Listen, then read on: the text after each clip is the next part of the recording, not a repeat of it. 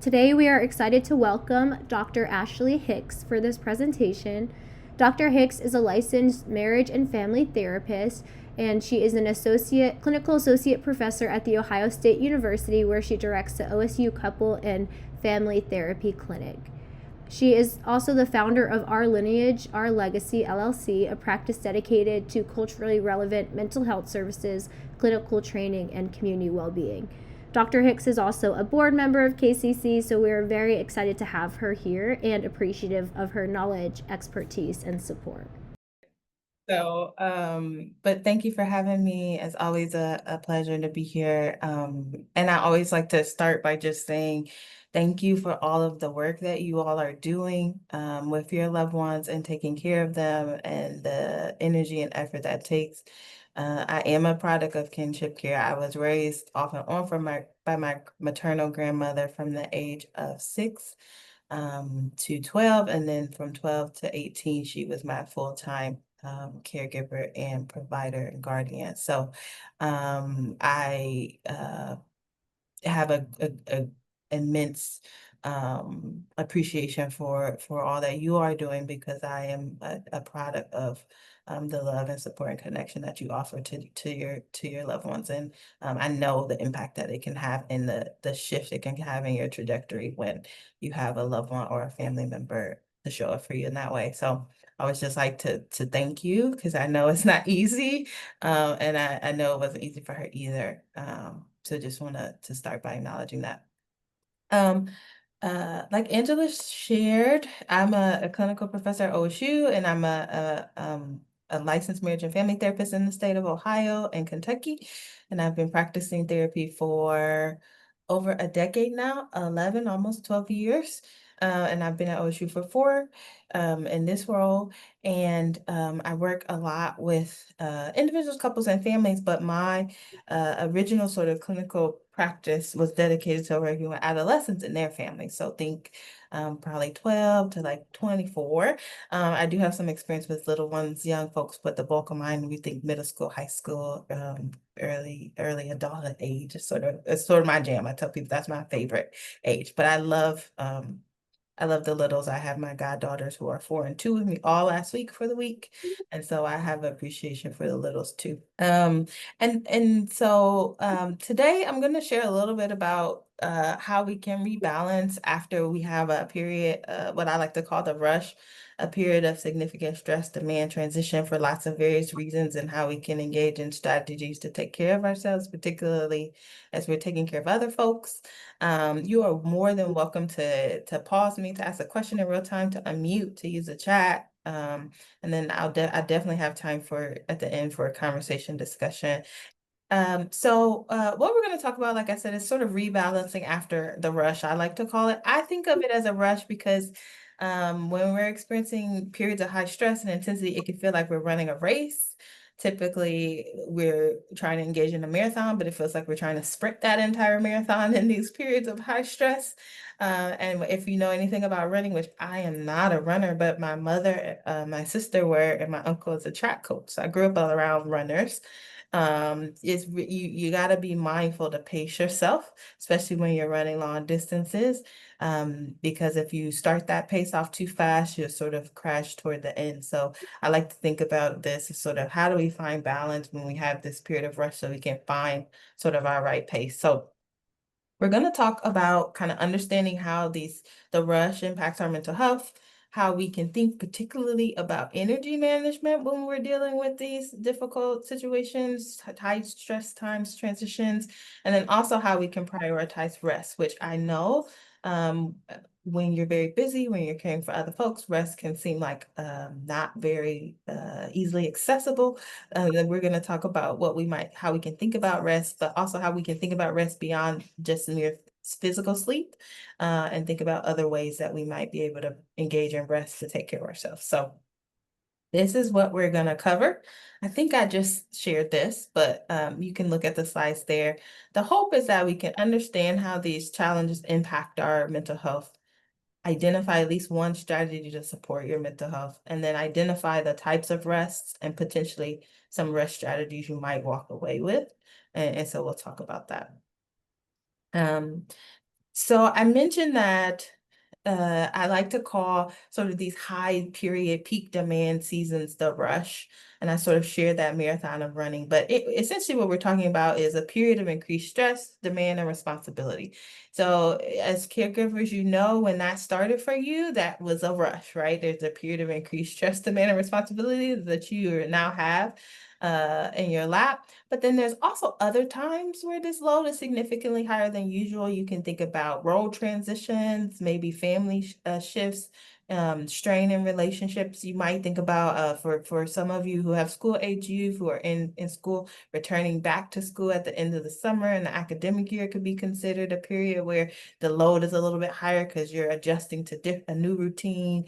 You have to engage in managing responsibilities. Maybe that care team or that school team, they're going into a new grade, needs to know a bit more about your young person. And so it's just sort of like a peak period, like high stress.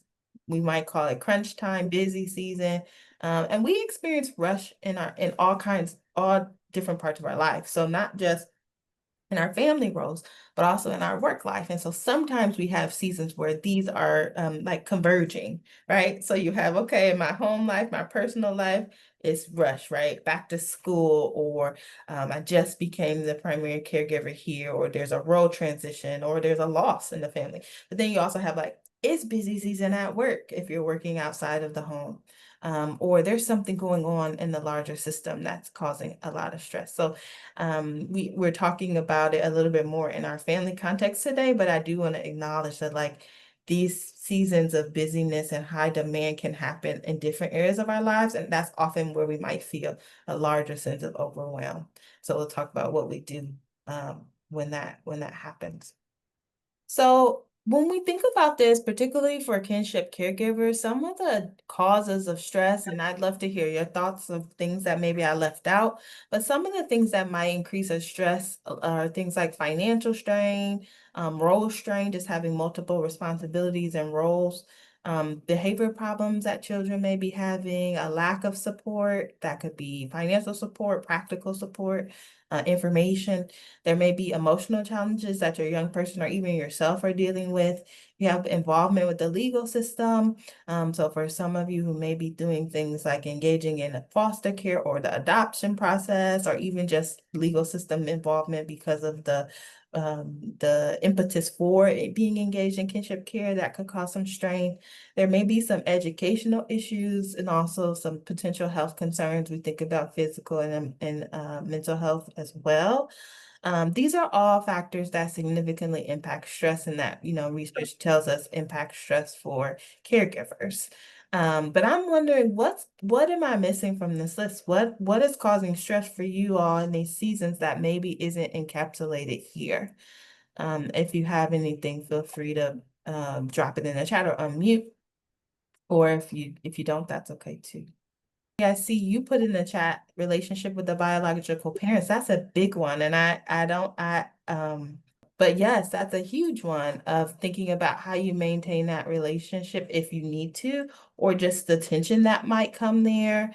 I can speak in my own personal experience with kinship care. My grandmother and my mother's relationship and the strain there was so huge, and it caused a lot of stress in our family system, even when, you know, we're trying to make best decisions for the young person, but everyone has their emotional experiences.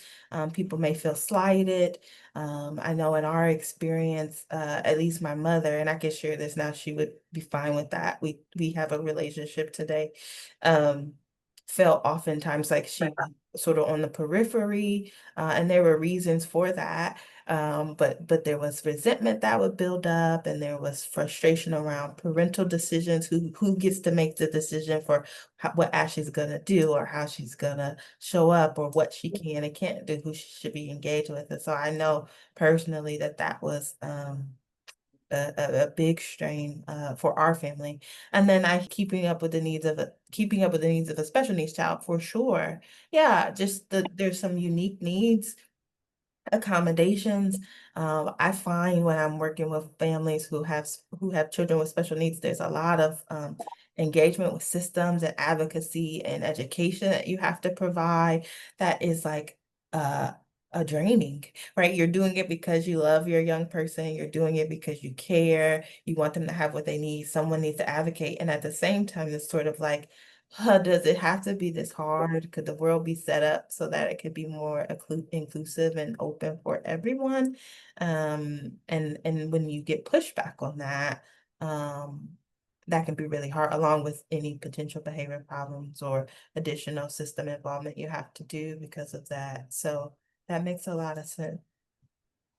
Yeah, so, lots of causes of increased stress for you all as caregivers, and lots of ways in which, there are different transitions and just life events that might impact your stress load. And so what I want us to think about is the impact that these things have on our mental health, and also thinking about, okay, what are some ways that we can begin to address some of this impact? So what we know is that when we're experiencing increased demand, increased stress, there is a likelihood that we might experience some of these adverse experiences. So, right, prolonged exposure to any high levels of stress can lead to things like anxiety and depression. So we might feel increased worry, feelings of sadness, lack of interest, lack of motivation. We also might have trouble with sleeping. And this is different from like, oh, I'm not getting enough sleep because I have so much to do, which is a product of stress, but also just, can I fall asleep? Can I stay asleep? Is my sleep restful? We may think about things like decreased productivity and performance, both at home and on our jobs if we're working outside the home. And then there may be physical health issues or strained relationships. We talked a little bit about relationships with biological parents, but also strained relationships with our loved ones, our partners, our support systems, and that can cause a significant sense of isolation or loneliness, which also increases our potential for things like anxiety and depression. Um, I also want to just name that burnout is something that folks can experience. We'll talk a little bit more about it in a bit, but that's the state of feeling exhaustion, thinking about emotional, physical, and mental exhaustion after prolonged stress. And this is a unique kind of stress, but it can result in things like feeling cynical, feeling detached, feeling like nothing I do is effective. And so we'll talk a little bit about that too. But overall, all of these things can lead to overwhelm. And there's this overwhelm is different from burnout. It's usually a feeling you typically feel overwhelmed first, and prolonged overwhelm can lead to burnout. But the idea that you're feeling completely overcome or overpowered by intense emotions or stress, often due to having too many demands or responsibilities at one time. Right. And so I see some folks laughing, I see some folks nodding their heads, and it's like, yes, of course I feel overwhelmed. I have a child in the house. I'm trying to manage these demands with my loved ones, my children. It makes sense. And it does.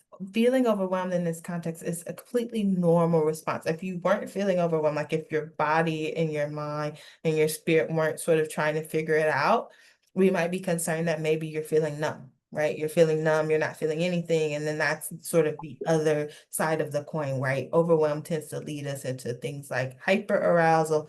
Um, Numbness tends to lead us into hypoarousal, like complete detachment. So overwhelm is okay. It tells us something is a bit out of whack, and it can manifest as feeling unable to cope or manage tasks, right?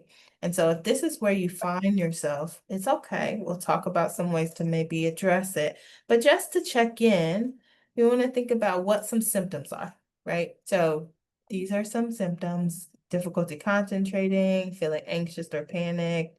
Maybe you're having headaches or fatigue. I know myself personally, I feel overwhelmed physically. I have migraines, I get headaches, I get tired.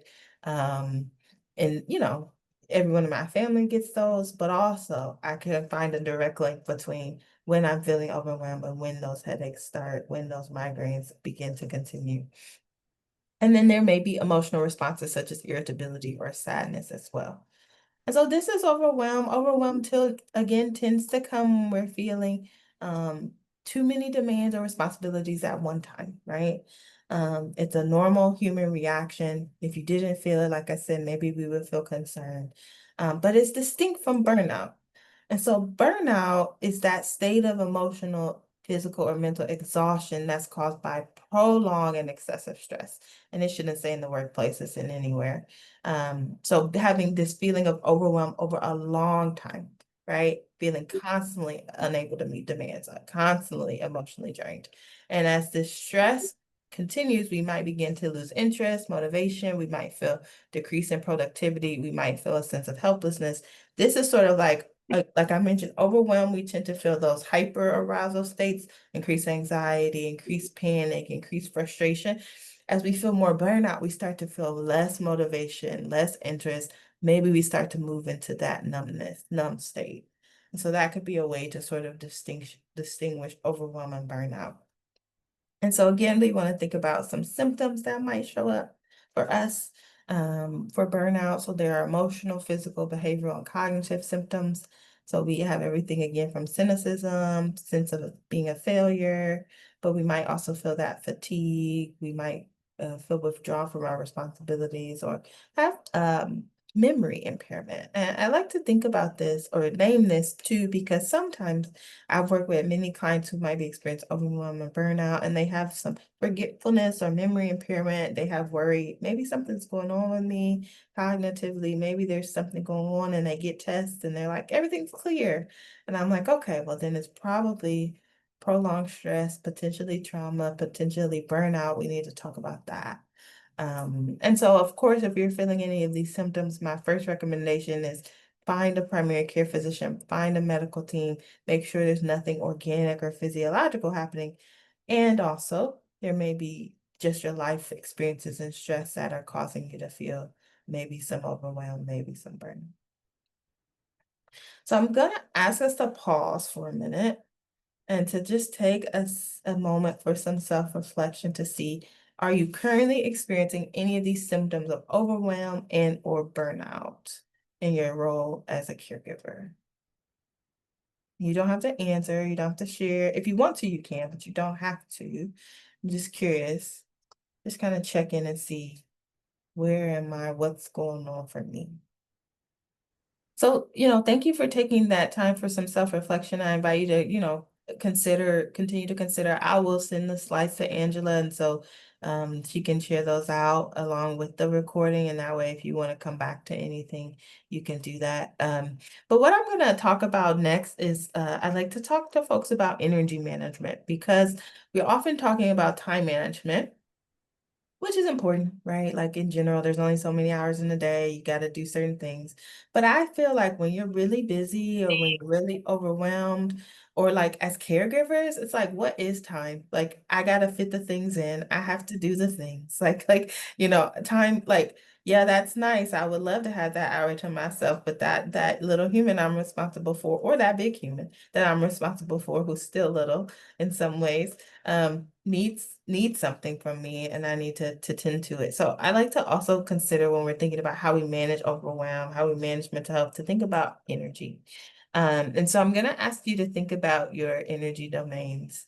And so first, I'm going to ask you to consider you as your first energy domain. So like, how do you invest time in yourself? Do you have space for rest and renewal? It's totally okay if the answers to these questions are no, or what do you mean, or how dare you ask that? They're just reflections. Some of these may not be reasonable right now. But how is your nutrition? How is your sleep?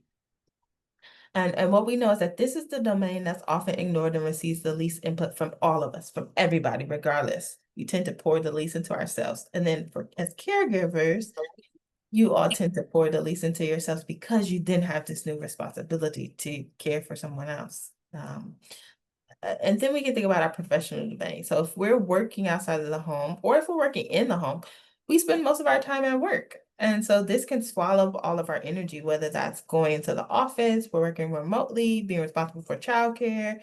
So we want to think about, what are our motivations for the work that we're doing? How do we refuel when we are working? Is it possible for us?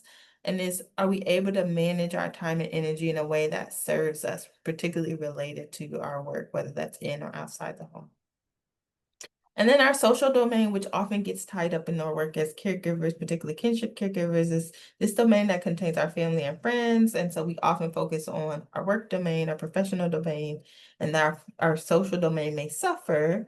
And so we want to consider, do we find ourselves sacrificing all of our energy at work with nothing left afterwards, right? And it's okay if the answer to that is yes. We're just taking score. We're just checking in. It's like a checklist. We're just saying like, let me take a little quiz for myself. How is my energy currently distributed, right? And then we can think about how would I like to distribute my energy? And so there are different domains. We talked about those three, but there are different types of energy that we have responsibility over. One is our physical energy, the body. The other is our mental energy, our mind. Then we have our emotional energy, so the quality of our emotional experience, and then the human spirit, so our energy of things that give us meaning and purpose. And so we can think about what's really important to us, what are our core values, what really matters. From our emotional perspective, we can think about how we can control our emotional reactions and be aware of how we feel.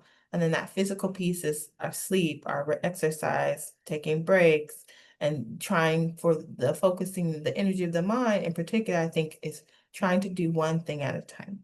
Um, and so the thing with that, when we talk about overwhelm, it's like having too many demands at once, not being able to manage responsibility. So when we're trying to pull back from that, we can think about, okay, how do I do one thing at a time? And I know that can feel impossible at times. We have so many demands, but we want to consider what that might be.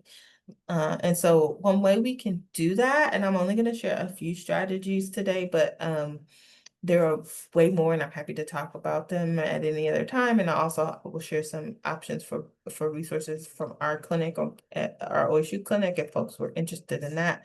Um, so some proactive strategies for mental health are things like engaging in mindfulness, and we'll talk about that a bit more, time management, work-life balance, engaging in physical activity, social support, which we'll talk a bit more about, and then professional help.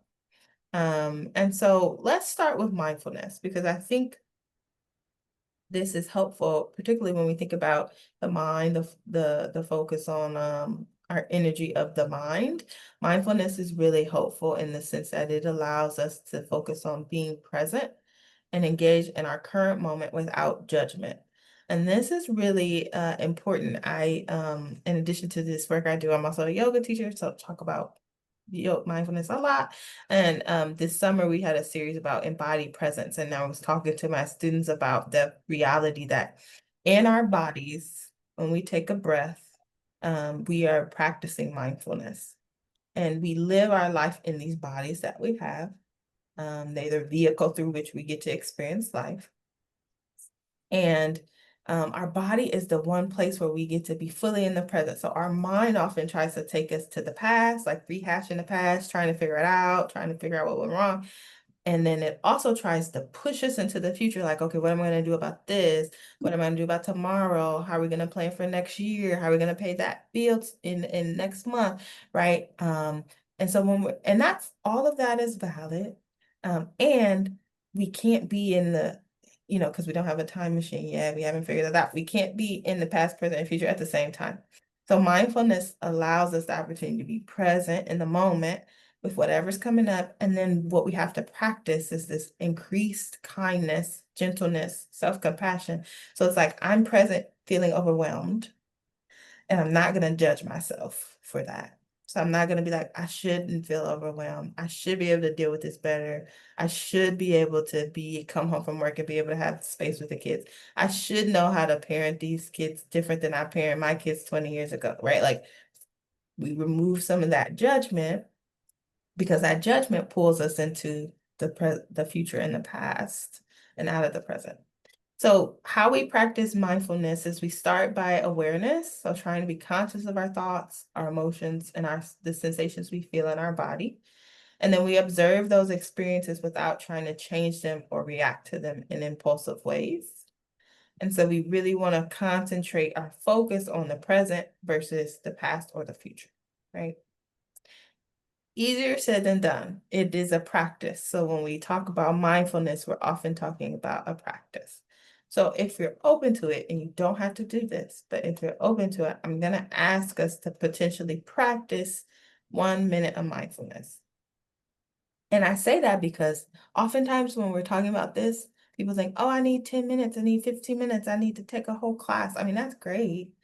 You could do that. But also, I find just taking a minute, 60 seconds to be like, okay, whatever's going on, I'm going to notice what I feel, what I in my body, what I feel emotionally, what I'm thinking. I'm not going to judge it. I'm going to be present with it. That kind of helps center ourselves back into the moment. So if you would, humor me, but again, it's optional. So it's just an invitation. It's voluntary. If mindfulness isn't your thing, you're like, Ashley, I don't know what you're talking about. I don't want to do it. You don't have to. Just an option. But I'm going to put a timer on for 60 seconds. I'm going to invite you to find comfort in whatever position you're in. If you're sitting, if you're lying down, you can keep your eyes open. If you feel like you want to close them to be grounded, you can. Your hands can rest wherever feel comfortable to you. I'm just going to invite you to take a deep breath in through your nose, if you're okay with that. And then exhale out through your mouth. And then if that felt good, maybe another deep breath in through the nose.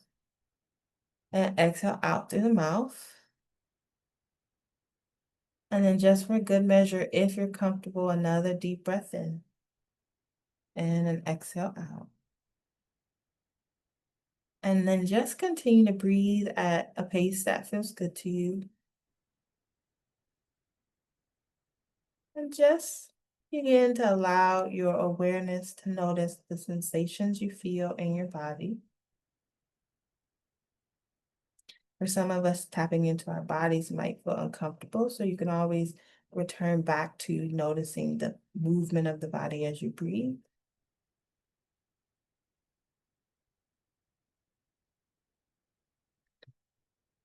And if you start to notice any feelings, emotions, or thoughts arise, just notice them, observe them, allow them to come without judgment.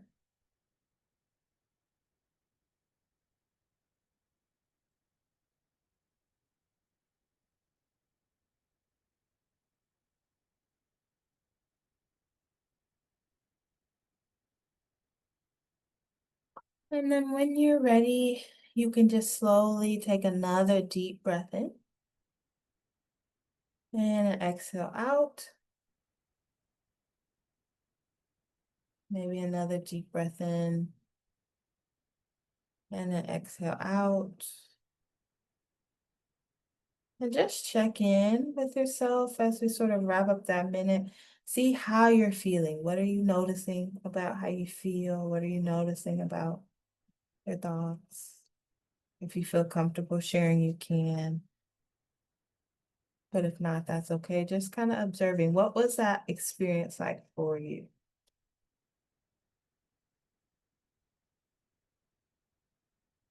If you practiced it. If you didn't, that's okay.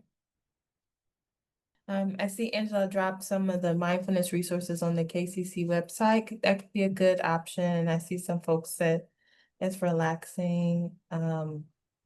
Yeah, blow out the candles. I love that one. Yeah, so you practice mindfulness and emotions, holding up your fingers and blowing them out, which is great. One thing I like to do for myself, because I'm kind of a big kid, but also with kids, is bubbles. And I tell kids it's really hard to blow a bubble when you're angry. So you're trying to go, and it's not gonna make a bubble. So you have to take a deep breath and blow it out. And then you get this nice big or stream of bubbles. And I know that works with little kids, but as an adult, I think it works for me too, if that's sort of your thing. And then I see mindfulness and writing your thoughts, which is, yes, very much the sort of conscious streaming, another form of mindfulness. So, we practice just mindfulness of the breath, mindfulness of the moment, but you can be writing down your thoughts. So instead of getting pulled down, I like to tell people, sometimes I feel like I'm getting pulled down the street on a leash. My thoughts are a dog on a leash and they're pulling me down the street. So instead of getting pulled down the street, I'm writing them down. I'm able to just get them out of my head without them sort of staying there. And that could be a great way to practice that. So mindfulness is helpful. It's helpful to be in the moment. It's also helpful when we're experiencing overwhelm.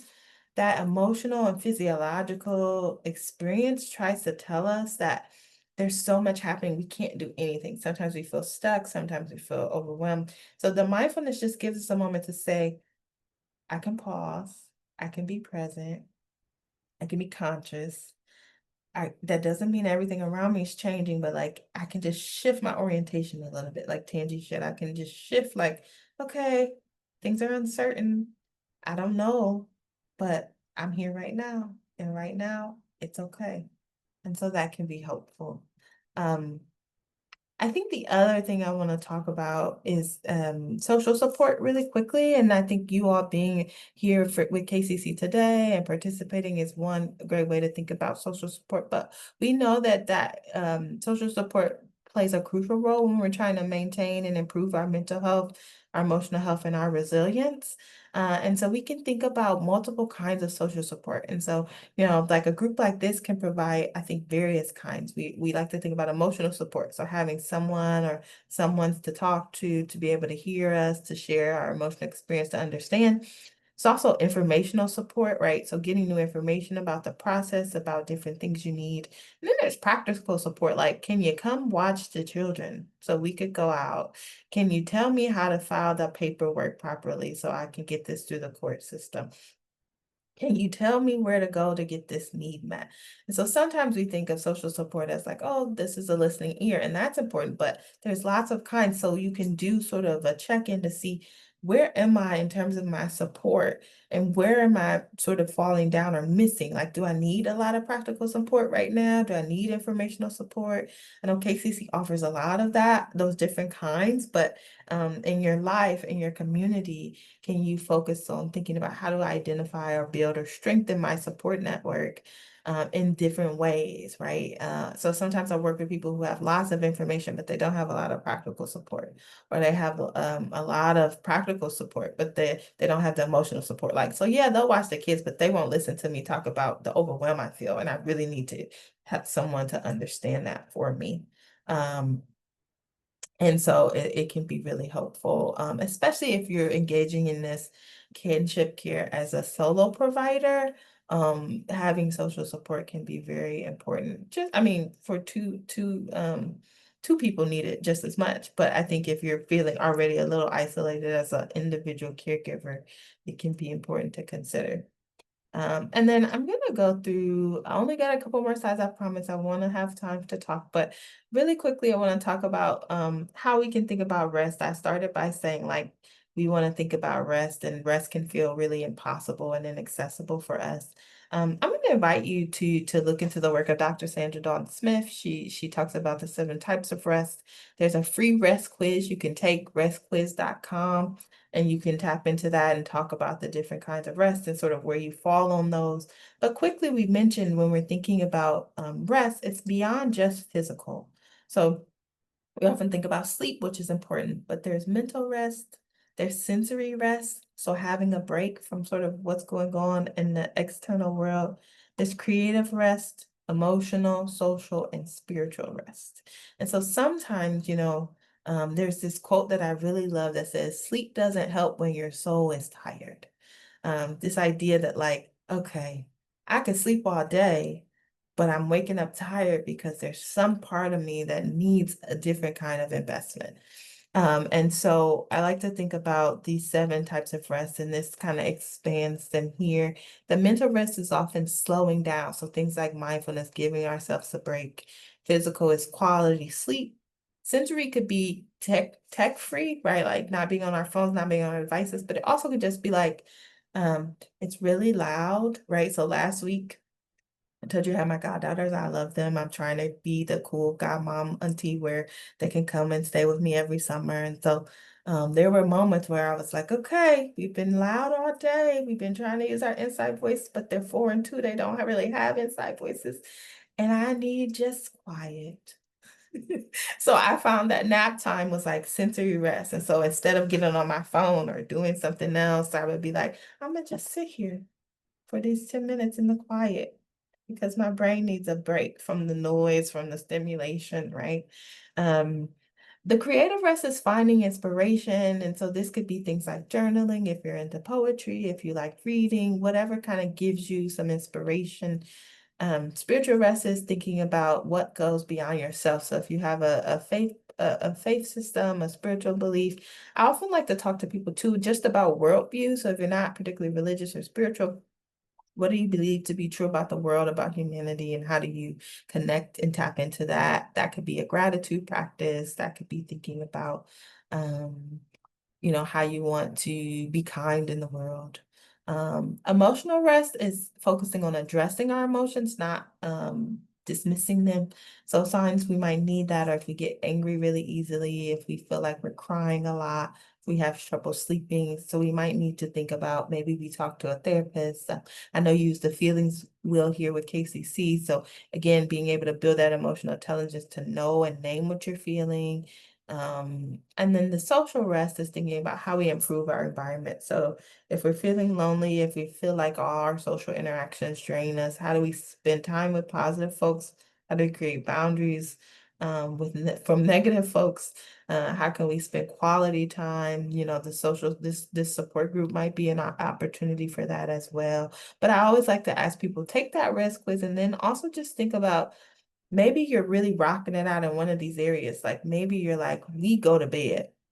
We have bedtime, we go, but the kids go to bed and we go to bed. So physical rest, we're doing it.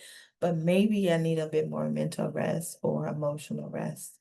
Maybe I need a little bit of creative rest because that's just missing. And so I need to find a way to like tap into that. And I tell folks, we often think we have to rest in big chunks. The literature is like, oh, you need to sleep for at least 90 minutes to get a full cycle of sleep. That's great. But is that feasible? So for these other kinds of rest, that 1 minute, 2 minute, 5 minutes of rest, that builds up over time. It's like refilling a battery. It's like you charge your phone, you put it on the battery for you put it on the charger for 5 minutes. It's not full, but it's not dead, right? And so sometimes I like to think about rest as like, okay, I'm putting myself on the charger for 5, 10 minutes, 30 minutes. I'm not gonna have a full battery, but I'm gonna have enough to get me through the day. And then I can kind of continue on until I have these intentional periods where I get to charge for a lengthier period of time. So just really quickly, I want to leave some time. But here's the information for the Oshu Couple and Family Therapy Clinic. It is the clinic where I'm the director. We are a behavioral health organization via OSU. Our clinicians are graduate students, masters, and PhD students. Some are trainees, some are fully licensed. But we provide individual, couple, family therapy, group therapy at a reduced rate. We have a sliding fee scale. So we don't take insurance, but we do an honor system based on your word. We tell us, hey, this is how many people live in my house, this is how much money we make. We say, this is what our fee would be. But if that's not feasible for you, we can go down to as low as $0 per session. And so we always like to share that information for folks who may not know about us. If you're like, yeah, I'm listening to you, I could use some additional support. We have that available. And it could be a one-time session, it could be multiple sessions. We do offer single sessions, like I just need to check in once for 90 minutes about this, or hey, we should do some family therapy because of the transitions happening. We should do some couple work because we're trying to parent and we're feeling overwhelmed. Our relationship might be struggling. We're trying to figure out these boundaries. So we are a resource. This is our info. And you can always reach out to us. And we have currently immediate availability. So if folks were interested, you could to reach out there. And then this is just some references and some contact information. I tell people all the time, Angela has my info, but you're always welcome to reach out to me directly if you have questions, if you're like, what did you say? Or I want to talk. I know I'm on the board, but I do As I said before, I have such a great appreciation for the work that you do as a product of kinship care. I know I would not be who I am or where I am if I didn't have a caregiver that showed up for me. And I know even if your folks can't share that with you now on this side, please hear from me that it's meaningful and it matters for that consistency, that care, that love. And so I'm always very grateful for the opportunity to be here and to share with you also. So thank you.